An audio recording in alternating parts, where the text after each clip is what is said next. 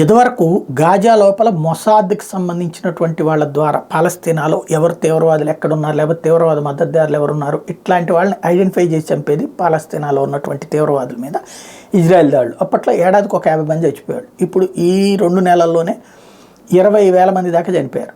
ఎందుకు అంటే ఇప్పుడు ఆర్టిఫిషియల్ ఇంటెలిజెన్స్కి అనుసంధానించారట వాళ్ళ వ్యవస్థని.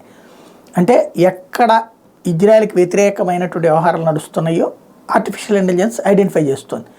అది ఆ స్పాట్ని ఇస్తుంది. వెంటనే ఆటోమేటిక్గా ఇజ్రాయెల్ సైన్యం అటాక్ చేస్తుంది. అప్పుడు అక్కడ ఏం జరుగుతుంది అంటే ఇజ్రాయెల్కి వ్యతిరేకంగా ఉన్నటువంటి వాడిని ఇది ఐడెంటిఫై చేస్తుంది. ఐడెంటిఫై చేసినాడు వాడేం చేస్తాడు, చుట్టూ పబ్లిక్ని మోహరించుకొని కూర్చుంటాడు. మధ్యలో 4 తీవ్రవాదులు ఉంటారు, చుట్టూ ఓ 25-30 మంది స్థానికులు ఉంటారు. ఆర్టిఫిషియల్ ఇంటెలిజెన్స్ కరెక్ట్గానే ఐడెంటిఫై చేస్తుంది. కాకపోతే డైరెక్ట్గా ఆడనే చంపడం ఆర్టిఫిషియల్ ఇంటెలిజెన్స్కి సాధ్యం కాదు, అది పంపించే వెపన్కి సాధ్యం కాదు.